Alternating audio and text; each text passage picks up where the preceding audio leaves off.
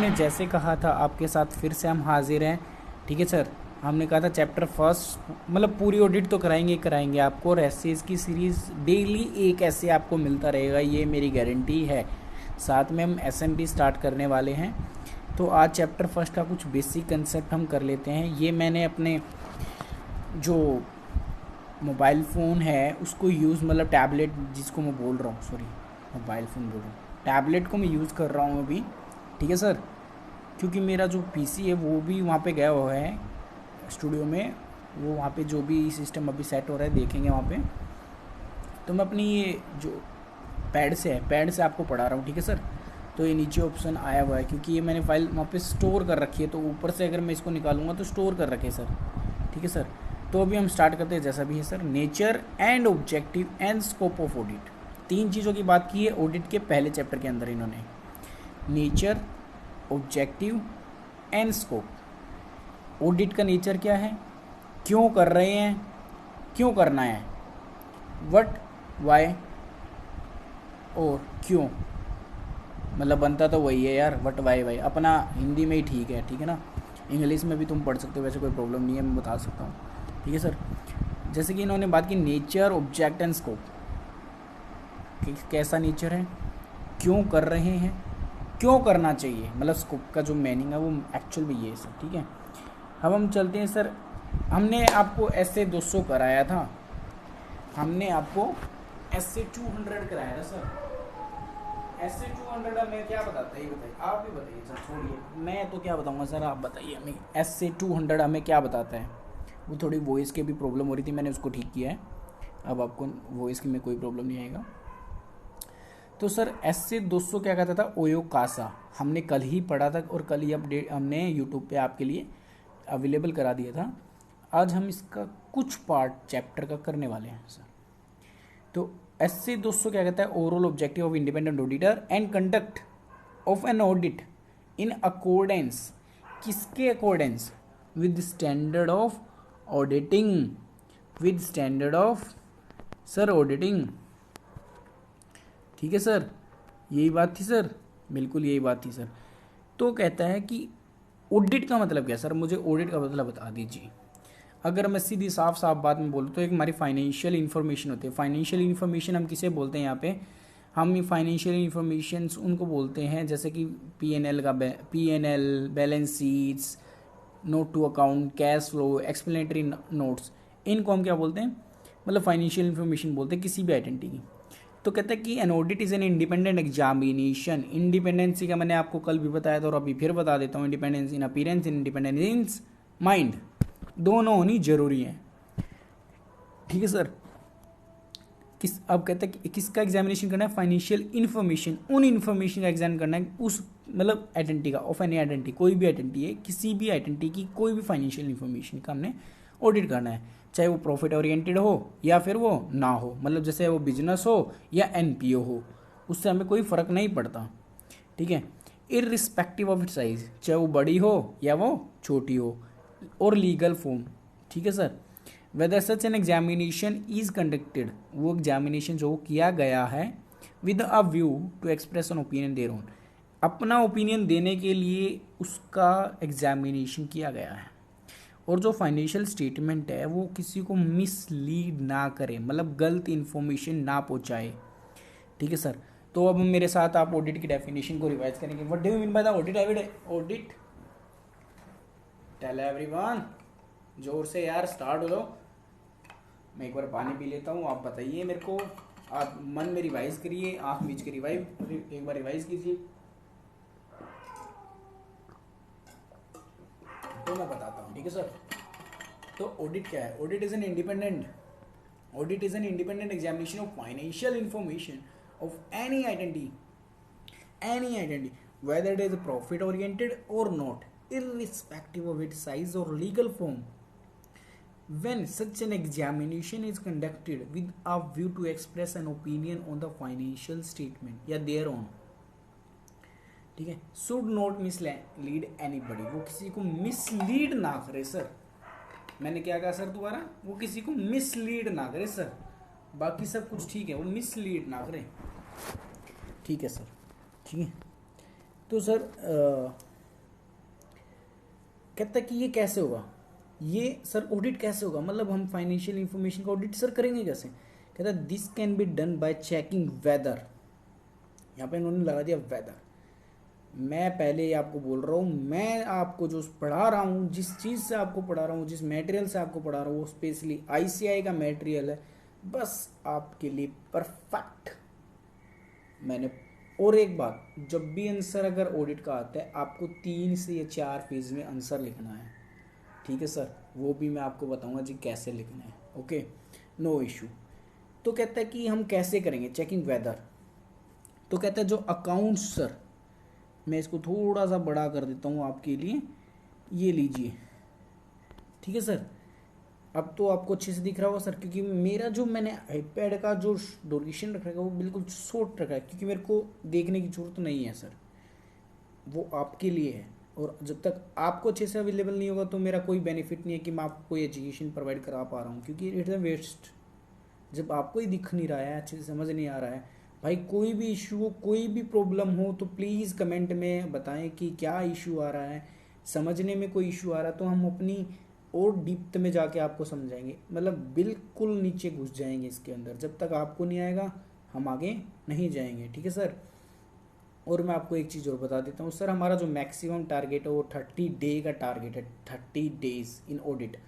Maximum chapter की अगर हम बात करें तो 15 चैप्टर्स हैं सर, 15 चैप्टर्स। लगने को हमारे 45-50 डेज भी लगने वाले हैं अगर हम थोड़े धीरे चलेंगे तो। लेकिन मैंने तो पहले ही बोला कि सर हम डीप में चलेंगे तो थोड़ा स्लो होगा सर, तो इसीलिए ये 30 डेज़ की जगह सर 40 to 50 हो सकते हैं, ये मैं आपको पहले बता देता हूँ। लेकिन हाँ, इतनी गारंटी मैं आपको देता हूँ, I am damn sure to you, कि सर अगर आपने क्लास देखने के बाद इसको रिवाइज किया है, एक तो उसके बाद जैसे क्लास आप देखते हो उसके बाद रिवाइज करो, देन नेक्स्ट डे दोबारा से क्लास स्टार्ट मतलब करने से पहले दोबारा इसको रिवाइज करो। और मैं क्लास में भी पहले उसको रिवाइज कराने वाला हूँ सर, उसके लिए मैं रिवीजन नोट डालने वाला हूँ साथ के साथ में सर। मतलब ये दोबारा आपको रिवाइज करना, ये आपकी रिस्पॉन्सिबिलिटी है सर। मेरे को आप सबके मार्क्स 80+ चाहिए इन ऑडिटिंग, डैम श्योर्ड आप लेके आओगे। मैं आपको case study questions everything provide करूँगा फ्री ऑफ कॉस्ट गाइज, ठीक है सर। अब हम पढ़ लेते हैं, हम टॉपिक से हट गए थे, लेकिन ये बताना भी आपके लिए बहुत ज़रूरी था मेरे को, ठीक है सर। और मैं आपको सिर्फ एक चीज़ और बोलना चाहूँगा, मेरा इसमें कुछ नहीं है या आपका कुछ नहीं है, फ्री ऑफ कॉस्ट आपको एजुकेशन मिल रही है सर। हमने ये स्टार्ट ही उन बच्चों के लिए किया है सर, उन बंदों के लिए किया है, हमारे भाइयों बहनों के लिए किया है सर, जिस तक एजुकेशन नहीं पहुंच पा रही है due to the financial problems और restriction of areas, you know sir. Lockdown में कोई भी नहीं आ पा रहा है, कोचिंग क्लासेस नहीं ओपन हो पा रही है सर। और अगर हम परचेज़ करते तो कोई 3500 रुपये की दे रहा है, 5000 रुपये की दे रहा है सर। मैं मानता हूँ बहुत कम प्राइस है, 3500 5000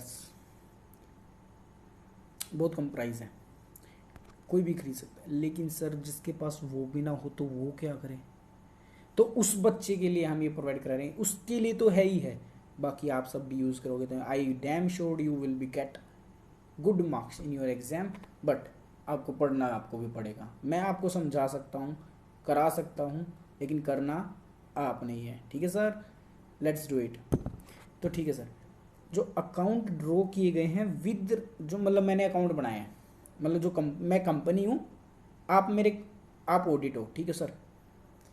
मैं आपको पूरे 10 साल का एक्सपीरियंस लिया हुआ जो मेरे को मिला मेरे टीचर्स से, यू नो मेंटर्स जिसे हम बोलते हैं, तुम आप जैसे कि मैं तो बहुत टीचर्स को अपना मेंटर मानता हूँ, मैं उनसे बहुत सीखता हूँ सर। मैं उनको टीचर ही बोलता हूँ अपना, ठीक है सर, क्योंकि जब भी हम किसी से सीखते हैं तो वो हमारे लिए टीचर्स होते हैं सर, ठीक है। तो आप मेरे ऑडिट हो, यहाँ पे मैं कंपनी हूँ। जो मैंने अकाउंट ड्रॉन किए हैं उनके रेफरेंस में मेरे पास एंट्री होनी चाहिए इन दी बुक ऑफ अकाउंट्स में सर, ठीक है सर। मान लो मैंने बुक ऑफ अकाउंट्स मतलब कोई भी अकाउंट बनाया, मशीनरी अकाउंट बनाया, तो उस मशीनरी में परचेज करके आया हूँ तो उसकी एंट्री होगी बुक ऑफ अकाउंट्स में सर, ठीक है सर। कोई एसेट मैंने सोल्ड किया तो उसकी एंट्री होगी बुक ऑफ अकाउंट में, सोल्ड की एंट्री सर, ठीक है। तो जो भी अकाउंट मैंने बनाए हैं ड्रोन अप, तो उसके रेफरेंस में एंट्रीज होंगी इन दी बुक ऑफ अकाउंट। ये हम क्यों कर रहे हैं सर? हम ये इसलिए चेक कर रहे हैं कि जो फाइनेंशियल स्टेटमेंट है वो किसी को मिसलीड ना करे। This can be done by checking weather, ठीक है सर, कि हम ये चेक करें कि जो फाइनेंशियल स्टेटमेंट है वो किसी को मिसलीड तो नहीं कर रही है। वो मिसलीड कैसे करेगी? मिसलीड ऐसे करेगी कि एंट्री तो है नहीं, अकाउंट बना रखे हैं, लेकिन जब हमने यही चेक कर लिया कि अकाउंट ड्रोन है, किसकी रेफरेंस में?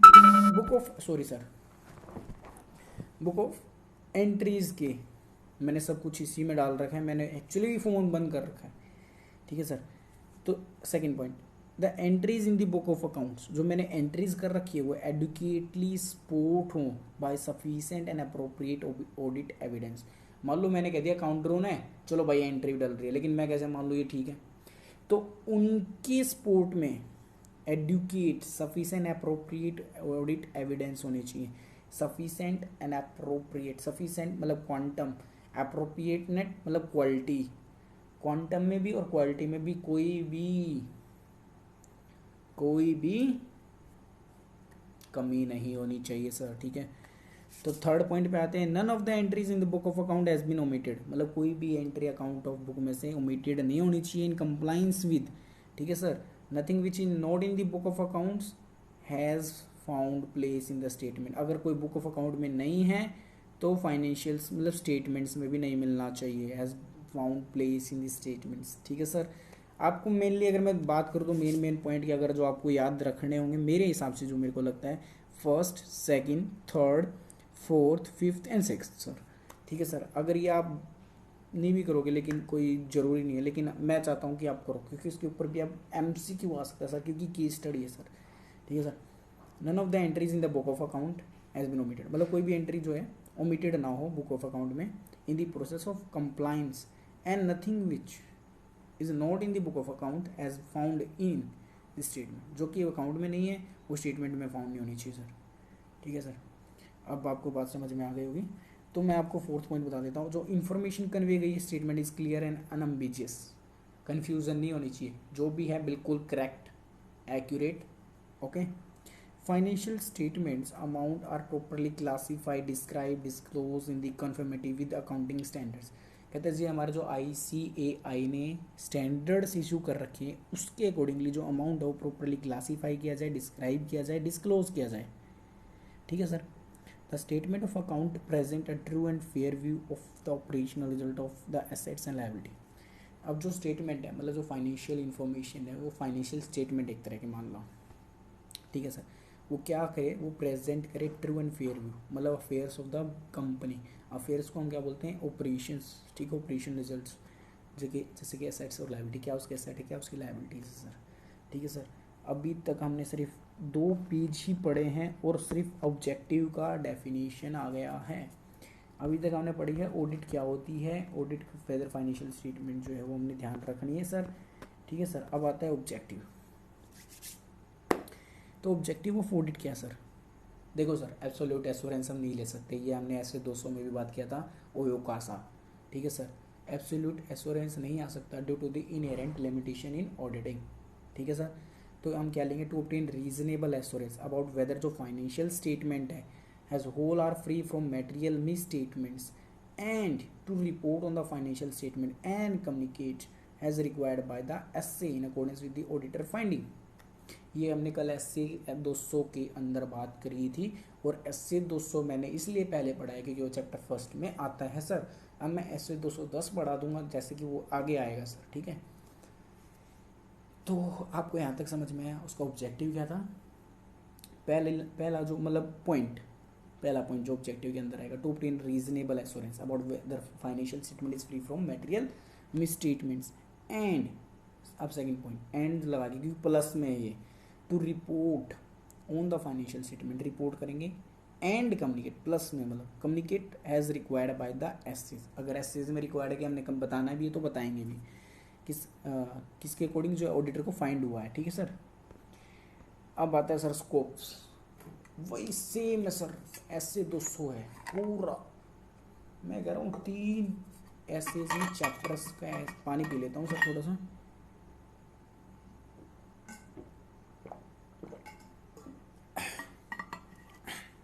सॉरी।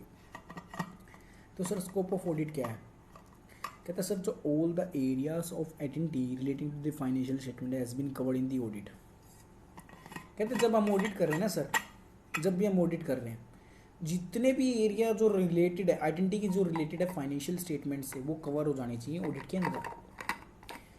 मैं हिंदी में तो बता दिया कि जितने भी एरिया हैं सर, हिंदी में अगर मैं हरियाणवी में भी बात करूँ तो जैसा भी आपको मैं बता सकता हूँ सर। देखो सर, उसने बोला ठीक है सर, मैं आपको बताने जा रहा हूँ। तो उसने कहा कि जब हम ऑडिट कर रहे हैं कोई भी एरिया हो जो कि फाइनेंशियल स्टेटमेंट से रिलेट किया गया, आइडेंटिटी का कोई भी फाइनेंशियल एरिया, कोई भी एरिया जो कि आइडेंटिटी की फाइनेंशियल स्टेटमेंट से रिलेटेड है, वो कवर होना चाहिए ऑडिट के अंदर, पहली बात। ठीक है सर। दूसरी बात, द इंफॉर्मेशन जो कंटेन है underlying accounting records and other source data should be reliable. कोई इन्फॉर्मेशन है जो अकाउंटिंग रिकॉर्ड्स में या कोई और इन्फॉर्मेशन है, वो रिलायबल होनी चाहिए, मतलब उस पर विश्वास किया जाए, विश्वास किया जा सके सर। ठीक है सर। अभी तक हमने स्कोप में 2 पढ़े। All the area of an identity relating to financial statements have been covered in an auditing. Covered होनी चाहिए सर, टू बी कवर्ड। ठीक है सर। और दूसरी बात, जो इन्फॉर्मेशन जो है sir contain in underlying accounting records and other source data should be reliable, वो रिलायबल होना चाहिए सर। ठीक है सर। थर्ड पॉइंट आता है हमारा यहाँ पे, ऑडिट में क्या करेगा, डिटरमाइन करेगा जो रिलीवेंट इन्फॉर्मेशन है क्या वो प्रॉपरली डिस्क्लोज कर दी गई है, फाइनेंशियल स्टेटमेंट नहीं करी। ये उसके ऑब्जेक्टिव है सर, स्कोप है सर। ऑब्जेक्टिव की हमने 2 की बात करी थी, जो कि एसएस 200 में हमने पहले ही कवर किया था सर। रिवाइज कराऊंगा सर ख़त्म होने से पहले, बंद करने से पहले आपको रिवाइज ज़रूर कराऊंगा जितना हमने पढ़ा है सर। ठीक है। तो जो ऑडिटर है वो डिटरमाइन करेगा जो रिलीवेंट इन्फॉर्मेशन है is properly disclose in the financial statement और नोट। रिलीवेंट इन्फॉर्मेशन सर, की पॉइंट याद रखना, ये जो ब्लू में है ये रिलीवेंट, ये इससे आप क्या बना सकते हो, अपने जो है नोट्स बना सकते हो जो कि आपको एग्जाम में हेल्प करेंगे। नहीं तो मैं उसमें भी आपको हेल्प करूँगा, क्योंकि मैं आपके लिए नोट्स प्रिपेयर कर रहा हूँ जो कि एक मैराथन बनानी पड़ेगी हमें लास्ट में 20 घंटे की, जो आपको बहुत हेल्प करेगी सर। डेफिनेटली 20 से 12 घंटे के अंदर मैं कोशिश करूँगी पूरी की पूरी ऑडिट को, मैं पूरा डीप में नहीं ले पाऊँगा, लेकिन 12 से 14 घंटे के अंदर 80 to 70% मैं आपको पक्का कराऊँगा सर। तो ऑडिटर क्या करेगा, डिटरमाइन करेगा कि रिलीवेंट इन्फॉर्मेशन जो वो प्रॉपरली डिस्क्लोज कर दी गई हो फाइनेंशियल स्टेटमेंट में। ऑडिटर जो है वो एक्सेप्ट ना perform duties which fall outside the scope of his competence. मतलब मैनेजमेंट कह रहा है भाई अकाउंट बुक ऑफ अकाउंट बना दे, जबकि वो ड्यूटी किसकी, मैनेजमेंट की ड्यूटी है, तो वो काम नहीं करेगा ऑडिटर। ठीक है। Not accepted to perform constraint on the scope of audit, modify opinion. अगर उसके स्कोप पे कोई कंस्टेंट्स मतलब दबाव बनाता है कि तूने यहाँ काम करना, इससे आगे काम नहीं करना, ठीक है, क्रॉस सीन करता है उसे, मतलब धमकाता है कि तू जॉब खो देगा, तो मॉडिफाई ओपिनियन दे, ऐसी तैसी जा भाड़ में था, क्योंकि हमने क्या करना है, इंडिपेंडेंट ऑडिट। ठीक है सर। ये 2 जो स्कोप ऑफ ऑडिटर है सर, अभी 2 और आएंगे सर, ये छोटे छोटे पॉइंट है और ये बहुत इंपॉर्टेंट है सर। ठीक है सर। हम आज जो हम जहाँ तक करने वाले हैं सर, वो टाइप ऑफ ऑडिट तक करने वाले हैं सर। ठीक है सर। ज़्यादा नहीं है, मुझे ही पता है। ठीक है सर। आपको रिवाइज भी कराना है। अभी हमने 5 पॉइंट पढ़े स्कोप ऑफ ऑडिट में सर। पहले तो जितने भी एरियाज़ हैं वे कवर होने चाहिए, जो भी फाइनेंशियल स्टेटमेंट से रिलेटेड एरियाज़ हैं आइडेंटिटी के, कवर होने चाहिए इन द ऑडिट। दूसरी, जो भी इन्फॉर्मेशन कंटेन है इन दी फाइनेंशियल, मतलब किसमें, अंडरलाइंग अकाउंटिंग रिकॉर्ड्स के अंदर, सोर्स डाटा के अंदर, शुड भी क्या होनी चाहिए, रिलायबल होनी चाहिए सर। ठीक है सर। तीसरी मैंने पॉइंट क्या पढ़ा था सर, जो इन्फॉर्मेशन है वो रिलेटेड होनी चाहिए। मैं सिर्फ की पॉइंट बोलूँगा सर, रिलीवेंट इन्फॉर्मेशन जो प्रॉपरली डिस्क्लोज कर दी गई हो इन दी फाइनेंशियल स्टेटमेंट सर। ठीक है सर। जो ऑडिटर की ड्यूटी है वो आउटसाइड द ना परफॉर्म करे, मतलब जो आउटसाइड है उसकी स्कोप है, उसके बाहर जो उसको प्रोवाइड करा रहा है वो परफॉर्म करने की उसको ज़रूरत नहीं है। अगर उसके ऑडिट पे कोई भी उसके स्कोप पे कोई भी कंस्टेंट लगाता है तो उसको मॉडिफाई ओपिनियन दे देना है सर। ठीक है सर। अब आता है स्कोप ऑफ ऑडिट। दोबारा से ऑडिट फिर कहो कि यार अभी तो स्कोप ऑफ ऑडिट पड़ा था, लेकिन सर इसमें एक मेन पॉइंट जो कि हमें नीचे से क्लियरली डिस्क्लोज किया गया है, कहता था auditor determine whether relevant information is properly disclose in the financial statement by. अभी हमने ये पॉइंट ऊपर पढ़ा था कि स्कोप ऑफ ऑडिट में क्या था कि जो रिलीवेंट इन्फॉर्मेशन है फाइनेंशियल स्टेटमेंट से प्रॉपरली डिस्क्लोज करनी है। उस पॉइंट को यहाँ पे थोड़ा सा क्लेरिफाई कर रहे हैं यहाँ पे हम। ठीक है सर।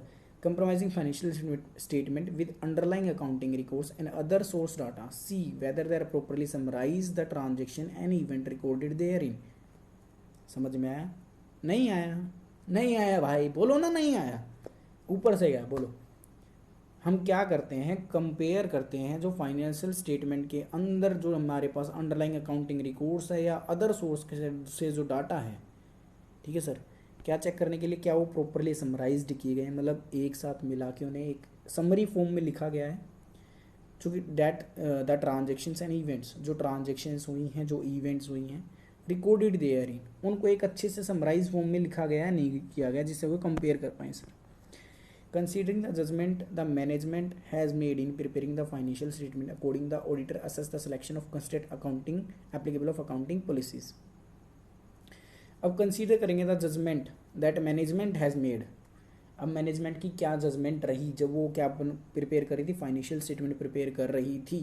ऑडिटर क्या करेगा, असेस करेगा, सेलेक्ट करेगा कंसिस्टेंट क्या अकाउंटिंग पॉलिसी, किस मैनर में which information has been classify and education of disclosure, in which manner, ठीक है sir, the manner in which, मतलब वो मैनर इस जिस मैनर में इंफॉर्मेशन को क्लासीफाई किया गया, एडुकेट डिस्क्लोज किया एडुकेटली, ठीक है सर। ये लास्ट स्कोप ऑफ ऑडिट जो है, कहता था auditor assess the reliability and sufficient of information contain in underlying accounting records and, मैंने पहले बोला था भाई जो इन्फॉर्मेशन है उनके अंदर हमें क्या पता वो रिलायबल है, सफिशिएंट है, नहीं है, ठीक है सर। अब उसको उसकी रिलायबिलिटी को, उसकी सफिशिएंसी को जांचने के लिए स्कोप ऑफ ऑडिट, मतलब हम क्या करेंगे, स्टडी करेंगे, इवैल्यूएट करेंगे accounting system and internal controls को, and carry out such tests, inquiries and other verification procedures of the accounting transactions and accounting balance he consider appropriate in a particular circumstances. इसके बाद मैं आपको अलग अलग notes provide कराने वाला हूँ, मतलब सारे एक जैसे नहीं होंगे, कलरफुल होंगे सर, जिसमें मैंने बिल्कुल हाईलाइट कर रखा होगा या नहीं कर रखा होगा तो मैं उसमें हाईलाइट करवाऊंगा आपको, ठीक है सर। लेकिन मैं आपको गारंटी देता हूँ इससे थोड़ी और ईजी करने की कोशिश करूँगा, क्योंकि ये मैंने बिल्कुल स्टडी मैट की लैंग्वेज उठा रखी है, उसको थोड़ा सा डाउन करेंगे बस लिटल, क्योंकि सर हमें ज़्यादा डाउन कर देंगे तो सिंपल लैंग्वेज हो जाएगी तो वो नंबर नहीं देने वाले हैं, मैं आपको पहले बता देता हूँ। तो सर कैरी आउट हम क्या करेंगे, टेस्ट करेंगे, इंक्वायरी करेंगे, वेरिफिकेशन प्रोसीजर्स करेंगे, किस चीज़ के लिए, अकाउंटिंग ट्रांजेक्शन के लिए, अकाउंट बैलेंसेस के लिए, जो कि हमें कंसीडर करने के अप्रोप्रिएट हैं पर्टिकुलर सर्कमस्टांस में या नहीं है, बात खत्म। तो यहाँ पे हमारा स्कोप ऑफ ऑडिट जो है सर ख़त्म हो जाता है। अभी हमारा बस थोड़ा सा हो रहा है, बस सर थोड़ा सा, सर नहीं सर, सर नहीं सर, ऐसा होता है ना यार, मैं भी बहुत करता था, नहीं सर अब नहीं सर, बस बस सर, मर गया सर, डोंट वरी यार, होता है थोड़ा थोड़ा, ठीक है। Aspects to be considered in audit, कौन कौन से हमें एस्पेक्ट्स को कंसीडर्ड करना है यार। देखो मैं तुम्हें एक प्रैक्टिकल एग्जांपल देने वाला हूँ, अभी बहुत ध्यान से सुनना है, बहुत ध्यान से सुनना है, बहुत ध्यान से सुनना है। आप किसी भी बिग फोर में जाओगे, EY होगी, PWC होगी, डिलॉयट हो गई या PwC हो गई, सर एक बात बता देता हूँ सर आपको, मान लो आप उनकी टीम के साथ ऑडिट करने गए हो तो वो आपको बोलेंगे क्या आप चलोगे सर, तो आपको उन्होंने बोला कि सर चलो एक बार चेक कर लो ऑडिट के लिए, तो आप क्या चेक करोगे, यू डोंट नो। बट जो आपसे पहले जा चुके हैं वो सीख चुके हैं वहाँ पे, तो उस जो सीख चुके हैं मैं उस चीज़ को अभी आपको बता रहा हूँ, उसे बोलते हैं हम वॉक थ्रू।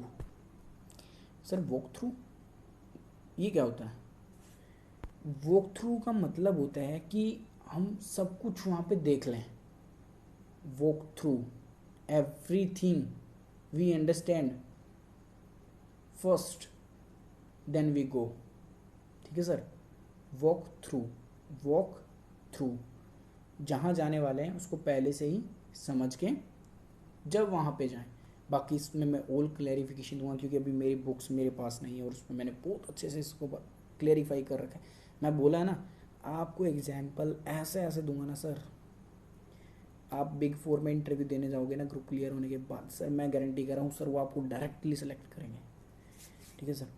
तो अब एस्पेक्ट्स जो हमें कंसीडर करने हैं इन audit, an examination of system of accounting and internal control. पहले तो हमने एग्जामिनेशन करना है हमारा अकाउंटिंग सिस्टम कैसा है, इंटरनल कंट्रोल सिस्टम कैसा है। अकाउंटिंग सिस्टम अच्छा है, सीधी सी बात है, फाइनेंशियल स्टेटमेंट किसी को मिसलीड नहीं करेगी। इंटरनल कंट्रोल अच्छा है, रिस्क जो है उसके चांस कम होंगे सर, ठीक है। फिर हम क्या करेंगे, रिव्यू करेंगे सिस्टम को, प्रोसीजर्स को। सिस्टम को क्यों रिव्यू करेंगे, अगर कोई उसमें मतलब पीरियोडिकली हम रिव्यू करते रहते हैं कि जिससे कि स्मूथ फंक्शनिंग चलती रहे, प्रोसीजर्स की भी, system and procedures. Arithmetical accuracy को चेक करेंगे, ठीक है सर। एक्यूरेसी किसकी, बुक ऑफ अकाउंट्स की सर, मतलब कोई ग्रामेटिकल मिस्टेक तो नहीं हुई है सर, ठीक है। फिर हम वेरिफिकेशन करेंगे, ऑथेंटिसिटी करेंगे एंड वैलिडिटी ऑफ ट्रांजेक्शन, क्या वो वैलिड है नहीं है, ऑथेंटिड है नहीं है, ठीक है सर। फिर हम प्रॉपर डिस्टिंक्शन बनाएंगे, मतलब कैपिटल में और रिवेन्यूचर में सर, ठीक है। Uncertain data proper distinction has been made, क्या एक प्रॉपर डिस्टिंक्शन बनाया गया है नहीं बनाया गया between the term of capital and revenue nature. Comparison करेंगे बैलेंस शीट को, प्रॉफिट एंड लॉस अकाउंट्स को, अदर स्टेटमेंट्स को अंडरलाइंग अकाउंट्स के साथ में, रिकॉर्ड्स के साथ में सर, ठीक है। फिर हम क्या करेंगे sir, verification of titles, existence and value of the assets. Verification किसकी, टाइटल्स की, एग्जिस्टेंस की एंड वैल्यू ऑफ एसेट। मान लिया मैं चला गया, कह दिया उन्होंने बिग फोर में डायरेक्टली अगर हम बात करते हैं तो उन्होंने कह दिया कि चलो वेरीफाई किया हो भाई, उतना वहाँ पर स्टॉक्स हैं, लेकिन कैसे वेरीफाई करोगे, आपको क्या पता। तो वेरिफिकेशन ऑफ टाइटल, पहले टाइटल देखो कि उन्होंने बोला क्या है। दूसरी बात, क्या वो एक्चुअल में एग्जिस्टेंस है। तीसरी देखेंगे उनकी वैल्यू। तीन चीज़ें हम देखते हैं, कह देंगे उस एसेट को देखना है आपने, एसेट का नाम बता, तो एसेट बोल दिया ना उन्होंने, कौन सा एसेट, टाइटल मारो। एग्जिस्टेंस है, क्या वो एग्जिट करता है नहीं करता, एग्जिट करता है तो उसकी वैल्यू क्या है, वैल्यू ऑफ द एसेट्स, ठीक है सर। ये पूरा वेरिफिकेशन है। अगर मैं बात करूँ पिछली ऑडिटिंग, मतलब जो ओल्ड सिलेबस में अगर बात करें तो वेरिफिकेशन पूरा यही मिला के होता है। फिर हम लाइबिलिटीज़ की ऐसे वेरिफिकेशन करेंगे, जैसे हमने अभी एसेट्स का वेरिफिकेशन किया sir, title, existence and assets. फिर हम क्या करेंगे, check the result shown by the statement of profit and loss, मतलब जो प्रॉफिट एंड लॉस स्टेटमेंट है वो हमारे क्या रिजल्ट दिखा रही है वो चेक करना है हमने। Whether audit is of a corporate body, confirm the statutory recruitment are complied with, मतलब कोई भी स्टैट्यूटरी बॉडी की ऑडिट कर रहे हैं, मतलब where audit is of a corporate body, corporate body की ऑडिट है। स्टैट्यूटरी ऑडिट जो होती है वो होती है भाई कंपल्सरी ऑडिट होती है, वो गवर्नमेंट की ऑडिट होती है एक तरह से, ठीक है सर। मैं गलत बोल गया था यहाँ पे, सॉरी फॉर डैट। लेकिन हम अगर कोई भी कॉर्पोरेट बॉडी की ऑडिट कर रहे हैं तो हम ये कंफर्म करेंगे क्या उसने स्टैट्यूटरी जो रिक्रूटमेंट है वो कंप्लाई किया है नहीं किया। जैसे सेक्शन 44A(b) के अंदर है, इनकम टैक्स के अंदर उसे ऑडिट कराना पड़ता है, ठीक है सर। उसके लिए फिर TDS भी करता है उसके अकॉर्डिंगली। तो reporting to the appropriate person and body, हम क्या करेंगे, रिपोर्ट करेंगे अप्रोप्रिएट बॉडी को, अप्रोप्रिएट पर्सनस को। तो सर मेरे हिसाब से तो ये पॉइंट बिल्कुल आपको समझ में आ जाना चाहिए। इससे ब्रीक पॉइंट अगर मैं बात करूँगा तो सर आपको फिर हो गया सर, ये क्या बात है सर। अभी ये देखो एडिटिंग का आ रहा है, मैं इस पर वो कर सकता हूँ क्लियरिंग, लेकिन मैं इस पर करना नहीं चाहता क्योंकि मैं बुक पे ज़्यादा वो करता हूँ सर, बुक पे ज़्यादा ठीक रहता है सर। अब आता है एजर्शन सर, ये एक मेन पॉइंट है, बस आप ये समझ लीजिए। चलो आप टाइप ऑफ ऑडिट नहीं करते सर, वैसे तो छोटा है, अगर आप कहोगे तो करा देंगे सर, लेकिन एजर्शंस जो है ना सर, ये मस्ट है, यहाँ पे आपको समझना ही पड़ेगा। एजर्शंस क्या होती हैं, इट रेफर्स, मतलब representation bye the management, management represent करती है सर, एक्सप्लिट और otherwise, that are embodies in the financial statement as used by the auditor to consider the different type of potential misstatement that may occurs। हमें क्या होता है, एजर्सन का मतलब क्या है, हमें हर एक पॉइंट पे शक करना है, पहले तो हमें लगना चाहिए क्योंकि हम क्या है, ऑडिटर। हो सकता है ये गलत है लेकिन वो सही हो, लेकिन चेक करना है सर, ये हमारी एजर्सन है, हमारी सोच है, हमारा व्यू पॉइंट है कि हो सकता है ये गलत हो। तो रिप्रेजेंट जो मतलब it refers the representation made by management, मतलब एजर्शंस जो होती है डायरेक्टली, मतलब अगर हम बात करें तो मैनेजमेंट ने जो हमें रिप्रेजेंट करके दिया है, मतलब embodied in the financial statement में, तो उसको यूज़ करेगा ऑडिटर, मतलब use by the auditor to consider, क्योंकि हम उसे यूज़ करेंगे और हम ये देखेंगे क्या different type of potential miss statements हैं या नहीं है, मतलब डेट में अकर्स, क्या वहाँ पे अकर कर रही है या नहीं कर रही है, मतलब ये चीज़ें हम क्या करेंगे, आइडेंटिफाई करेंगे सर, ठीक है। तो it refers to the representation by management, explicit or otherwise, that are embodied in the financial statement as used by the auditors to consider different type of potential misstatement that may occur।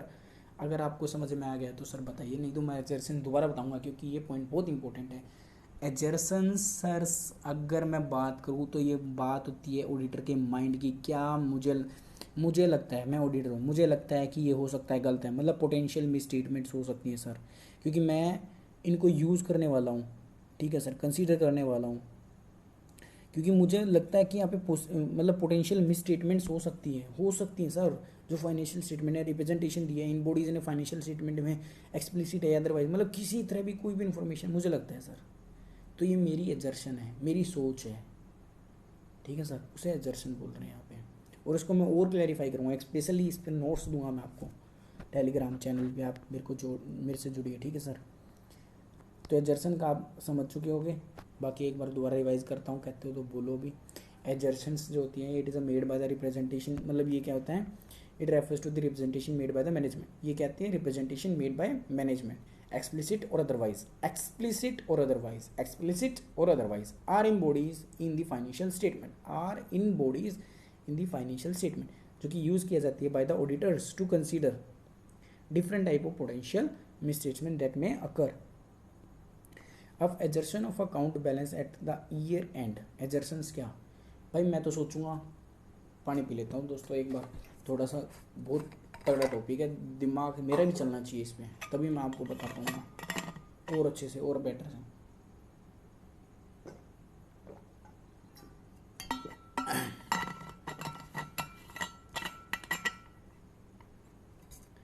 अब यहाँ पे मैं कह देता हूँ, कोई set देख लो, कोई सेट, ये एक एब्रिविएशन है सर जो बिग फोर में यूज़ किया जाता है, कोई सेट, ठीक है सर। मैं ये नाम मैंने बनाया सर, कोई सेट, लेकिन एक वर्ड ऐसा ही मिलता जुलता है जो बिग फोर में यूज़ किया जाता है, उसका मैं आपको बिल्कुल बताऊंगा सर टेलीग्राम पे, मैं उसके लिए जो नोट्स है शेयर करने वाला हूँ सर, ठीक है।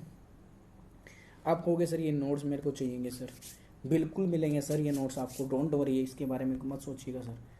एजर्शन ऑफ, और मैं कहूँगा कि सर आप कुछ लिख के देखिए सर, अभी 113 दिन है नवंबर अटैम्प्ट के लिए, सिर्फ 50 डेज दीजिए sir, 50 to 55, 40 to 55, x sir, x point बोल रहा हूँ, बिल्कुल एक्स। हाँ, और एक चीज़ और बोल रहा हूँ सर, बड़ी ध्यान से सुनना, वो आपको लास्ट में बताने वाला हूँ, अभी ये लास्ट टॉपिक कंप्लीट कर लो पहले, वो बहुत इंपॉर्टेंट है सर, ठीक है। तो एजर्शंस क्या है, account balance at the year and. अब अकाउंट बैलेंस है ईयर एंड, मेरा क्या एजर्शंस होगा, मेरा जब तू ऑडिट पढ़ रहा ना, तो ये समझ लियो तू ऑडिटर है बेटा, तूने हर पॉइंट पे सवाल उठाना है, क्वेश्चनिंग ऑफ माइंड होना चाहिए। हमने कल ही पढ़ा था ऐसे दोषों के अंदर, professional scepticism, professional judgement, ethical recruitment, कहाँ गए सर, क्यों आंसर नहीं आ रहे आपके?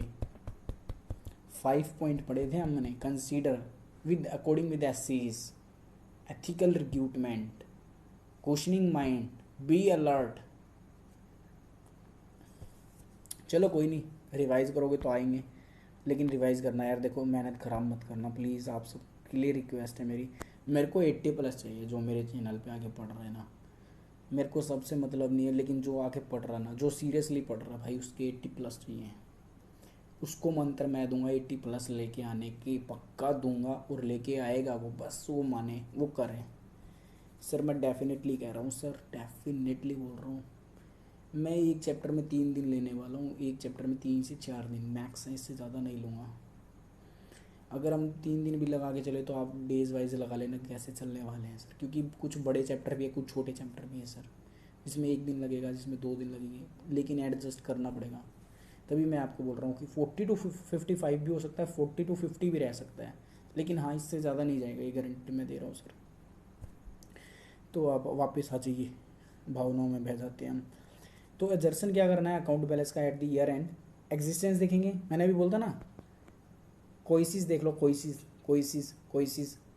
Completeness, income, completeness, accuracy, right and obligation, valuation, allocations, इसमें 4 ही पॉइंट दे रखे हैं, वैसे तो 6-7 पॉइंट हो सकते हैं यहाँ पे, ठीक है सर।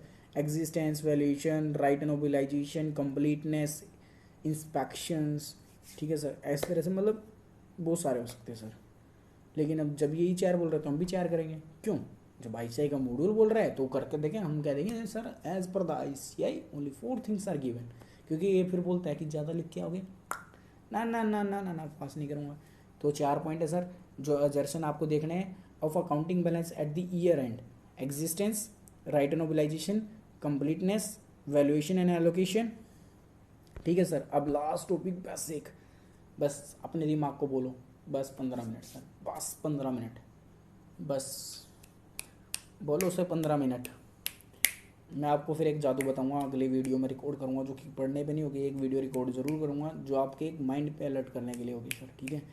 चलो रेडी हो जाओ, बस 15 मिनट, बस 5 मिनट, चलो 5 मिनट, 5 मिनट, 15 छोड़ो 5 मिनट, ठीक है सर। रेडी करें, start start start start, yes we are starting.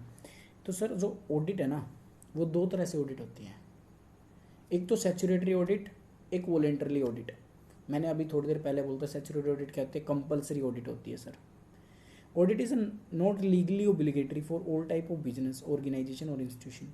जो ऑडिट है वो लीगल ओबिलाई, हम ये ओब्लिगेटरी है ना, ये एक ऐसा वर्ड है जो कि की वर्ड है आईसीआई के द्वारा, लेकिन अगर हम इसको मैं इजी लैंग्वेज बोलूँ तो audit is not a legal responsible obligations. मैं कितने वर्ड यूज़ कर रहा हूँ देखो, रिस्पॉन्सिबिलिटीज, ओबिलाइजेशन, ओब्लिगेटरी, 3 वर्ड हो गए सर। मैं कहूँगा आपको 2 वर्ड यूज़ करो, दो में से कोई भी यूज़ करो। Audit is not a legal ओबेटरी ओब्लिगेटरी, ठीक है सर, और ओबिलाइजेशन, ठीक है, all type of business and organization, मतलब बिजनेस ऑर्गेनाइजेशन और इंस्टीट्यूशंस, ठीक है। ऑन दिस बेसिस ऑडिट में भी 2 बोर्ड कैटेगरीज, 2 कैटेगरीज है। ऑडिट रिक्वायर अंडर लॉ, जिसे हम बोलते हैं statutory audit for organization which require audit by law, जैसे 44 AB वाला, companies under companies act, banking companies banking के एक्ट, कंपनीज के अंदर कंपनीज एक्ट, ठीक है सर। वॉलेंटरली ऑडिट क्या होती है, इसको मैं थोड़ा और डिटेल में देना चाहूँगा सर अपने उसमें, क्योंकि इसमें बहुत छोटा नोट्स है सर, जो आईसीआई ने अभी मेरे को फ़िलहाल में जो उनके नोट्स आए थे, मैंने आपको उन्हीं नोट्स से उनमें थोड़ी सी मॉडिफिकेशन करके आपको पढ़ा रहा हूँ सर, ठीक है सर। और ऐसे ही नोट्स मेरे हिसाब से वो अभी काफ़ी जगह यूज़ कर रहे हैं, बाकी आप समझदार है सर। तो सर वॉलेंटरली ऑडिट क्या है, कहते हैं in the respect of such accounts there is no legal requirement of audit और audit of accounts of property identity partnership in to undivided family. मतलब सच अकाउंट कोई बेसिक लीगल रिक्रूटमेंट नहीं है audit कराने की, जैसे कि account of proprietorship business, partnership business, Hindu undivided family, ठीक है सर। कोई मतलब लीगली रिक्रूटमेंट नहीं है, बस हम करा रहे हैं, हमारा मन है, ठीक है सर। हम क्या करें, हमारा मन है, हम करा रहे हैं सर, ठीक है। तो अगर आप कहे तो मैं तो पूरा कराने के मूड में हूँ सर, पूरा चैप्टर कराने के मूड में हूँ, बिल्कुल मूड में हूँ सर मैं, अगर आप मेरा साथ दें तो। लेकिन चलो छोड़ो यार, इतना छोड़ो, नहीं तो आप बोलोगे यार सर तो पीछे पड़ गए। लीव इट, लीव इट है, ठीक है sir. Okay okay okay okay, चलो इस चैप्टर में हम इसी को यूज़ करने वाले हैं, इन नोट्स को नेक्स्ट चैप्टर में देखते हैं, ठीक है सर। क्योंकि किताबें अगर सामने आने का मज़ा ही अलग होता है सर, ठीक है सर।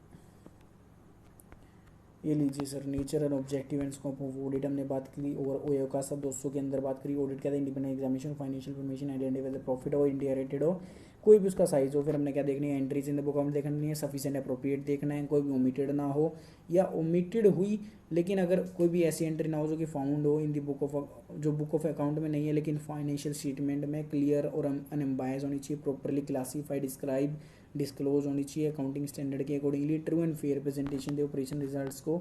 ऑब्जेक्टिव क्या कि रीजनेबल एश्योरेंस लेगा फॉर, ठीक है, कि जो फाइनेंशियल स्टेटमेंट क्या है वो फ्री फ्रॉम मेटल स्टेटमेंट्स हो, रिपोर्ट करेगा फाइनेंशियल स्टेटमेंट पे, कम्युनिकेट करेगा as per the SAs require होगा। तो स्कोप क्या था जितने एरिया सारे के सारे कवर होने चाहिए। दूसरी बात, जो इन्फॉर्मेशन जो कंटेन है अकाउंटिंग रिकॉर्ड के अंदर या अदर सोर्स के अंदर वो रिलायबल होनी चाहिए। तीसरी बात, रिलीवेंट इन्फॉर्मेशन जो प्रॉपर्ली डिस्क्लोज की गई हो फाइनेंशियल स्टेटमेंट में, ठीक है सर। ऑडिटर जो है वो उसको ये नहीं है कि भाई तू तेरे आउटसाइड स्कोप से बाहर जो बताया गया वो पूरी कर, कोई दिक्कत नहीं है, नहीं करने का, ठीक है सर। अगर कोई आप पे दबाव डालता है तो मॉडिफिकेशन ओपिनियन डालो, बात खत्म। स्कोप क्या था, कहता है कि अगर हमें वो प्रॉपरली डिस्क्लोज करना फाइनेंशियल स्टेटमेंट, तो हम उसे क्या करेंगे, कंपेयर करेंगे फाइनेंशियल स्टेटमेंट्स को या अंडरलाइंग अकाउंटिंग रिकॉर्ड या अदर सोर्स को जो प्रॉपरली समराइज ट्रांजेक्शन्स और इवेंट्स का हमने रिकॉर्ड दे रहे हैं उसमें मेंटेन कर रखा था, ठीक है सर। फिर हम जजमेंट कंसीडर करेंगे किसकी, मैनेजमेंट की, जब उसने प्रिपेयर किए थे फाइनेंशियल स्टेटमेंट्स। तो ऑडिटर क्या करेगा, सेलेक्ट करेगा एंड कंसिस्टेंट अप्लाई करेगा अकाउंटिंग पॉलिसीज क्या मैनेजमेंट ने अप्लाई करी हैं या नहीं करी, असेस करेगा, किसको असेस करेगा, selection and consistent applicable of accounting policies, ठीक है सर। स्कोप ऑफ ऑडिट क्या है, फिर वही ऑडिटर रिलायबल सफिशिएंट इन्फॉर्मेशन जो कंटेन थी अंडरलाइंग अकाउंटिंग, मतलब इस अकाउंटिंग सिस्टम को, इंटरनल कंट्रोल को, ठीक है सर। फिर वो टेस्ट करेगा, इंक्वायरी करेगा, वेरिफिकेशन करेगा अकाउंटिंग ट्रांजेक्शन्स ऑफ बैलेंसेस को। फिर हमने यहाँ पे बात की थी अकाउंटिंग सिस्टम देखना है, इंटरनल कंट्रोल देखना है क्या वो एक्यूरेट है, मतलब एग्जामिन करेंगे उसको, ठीक है। फिर उसको रिव्यू करेंगे सिस्टम एंड प्रोसीजर्स को सर। फिर अर्थमेटिकल एक्यूरेसी को चेक करेंगे, अर्थमेटिक ऑथेंटिसिटी एंड वैलिडिटी देखेंगे किसी भी ट्रांजेक्शन की सर। वेरिफिकेशन करेंगे कैपिटल और रिवेन्यू को अलग से डिस्टिंक्ट बनाया या नहीं बनाया, कंपैरिजन करेंगे balance sheet, profit loss, other statements को, ठीक। फिर हम टाइट किसी भी अगर वेरिफिकेशन करेंगे title, existence and the value of assets, liability को वेरिफिकेशन करेंगे, statement of profit and loss को देखेंगे, स्टैट्यूटरी रिक्रूटमेंट के साथ कंप्लाई किया नहीं किया वो देखेंगे, ठीक है सर। अजर्शंस क्या कहते हैं, representation made by the management, ठीक है, एक्सप्लिसिट और अदरवाइज सर, ठीक है, embodies in the financial statements. ये कि जो कि यूज़ करेगा ऑडिटर क्या कंसीडर करने के लिए, ये कंसीडर करने के लिए डिफरेंट टाइप ऑफ पोटेंशियल भी स्टेटमेंट हो सकते हैं या नहीं हो सकते हैं, ठीक है सर। एजर्सन में 4 चीज़ें देखेगा, एग्जिस्टेंस देखेगा, वैल्यूएशन देखेगा, वैल्यूएशन एंड एलोकेशन देखेगा, कंप्लीटनेस देखेगा, राइट एंड मोबिलाइजेशन देखेगा सर। टाइप ऑफ ऑडिट क्या है, जो ऑडिट जो है is not a legal obligatory for all the type, मतलब सबके लिए कंपलसरी नहीं है, लेकिन लॉ के द्वारा कुछ को है, कंपनी एक्ट के द्वारा, और कुछ को नहीं है, वॉलंटरली में कोई भी करा सकता है, मर्जी है sir. Thank you, thank you guys. अब आपको मैं एक लास्ट बात बोल देता हूँ सर, बस बहुत हो गया है, अब बहुत भड़क हो गई है, मतलब मार दोगे आप मेरे को, ठीक है सर, बस ख़त्म करते हैं सर अब। लेकिन आपको एक बात बोलता हूँ, जितना ज़्यादा आप स्प्रेड करेंगे आपका कोई नुकसान नहीं होने वाला, मेरा भी कोई नुकसान नहीं होने वाला है, लेकिन जिस बच्चे को नीड है ना उस तक अगर वो पहुँच जाएगी तो उसका मतलब डबल 20-30% तो प्रॉफिट होगा यार। मान लो वो एक खुद पढ़ रहा है, उसको कंसेप्ट समझ में नहीं आ रहा, तो क्या क्या पता वो उसको ये वीडियो देख के समझ में आ जाए।